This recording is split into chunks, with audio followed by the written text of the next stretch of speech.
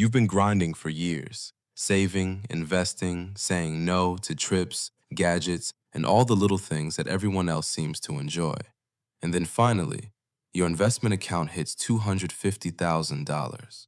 Most people look at that number and think, nice, I'm a quarter of the way to becoming a millionaire. But that's not actually what's happening. Because at $250,000, some big things change. Number one, your money starts moving faster than you do. When you only have $5,000 invested, a 10% move is just $500. Annoying, sure, but you can shrug it off. But at $250,000, that same 10% move is $25,000. That's a car. That's someone's entire yearly savings.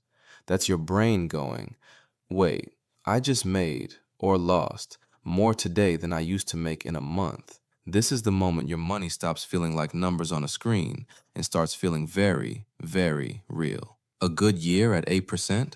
That's $20,000 of growth from nothing but your money sitting still.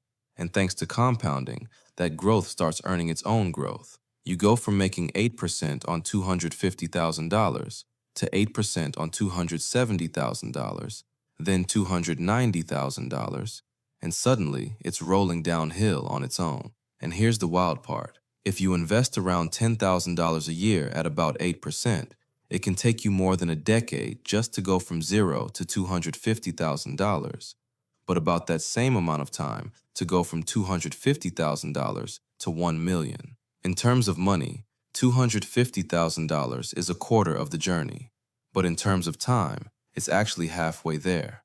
That's why this number hits people so hard mentally. Number two, you become dangerous to yourself. At $250,000, you're in this weird middle zone. You're not rich, but you suddenly have enough money to make some really expensive mistakes.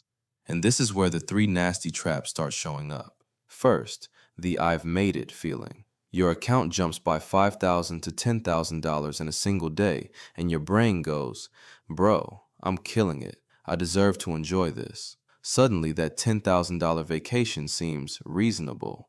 Upgrading the car feels deserved. But here's the problem. Those market gains aren't locked in. They can disappear next week. The vacation, that car, those are permanently gone. Second, the overconfidence trap. You've done well for a few years. You've survived some dips. Now you start thinking, I kinda know how this game works. I'm smarter than the average investor. So you ditch the boring index funds. You start chasing winner stocks. You throw money into crypto, options, or your friend's can't-miss business idea.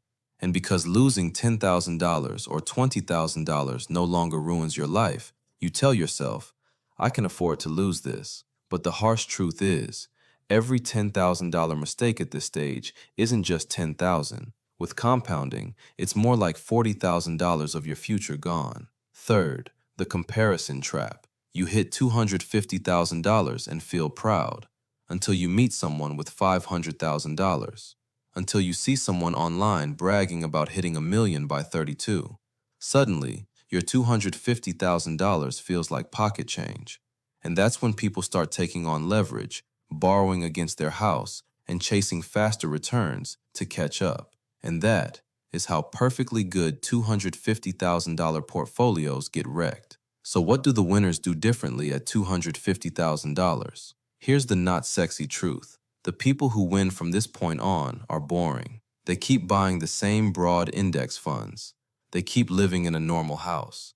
They keep driving a normal car. Their lifestyle stays far behind their net worth. They don't try to be clever. They don't try to speed it up. Their main goal is simple. Don't screw it up. Because at $250,000, your money finally has momentum. You're roughly halfway to millionaire status in time, and you've unlocked something far more powerful than flexing: options. With that cushion, you can make moves other people can't. You can change jobs without panicking. You can take a pay cut to chase something better long term.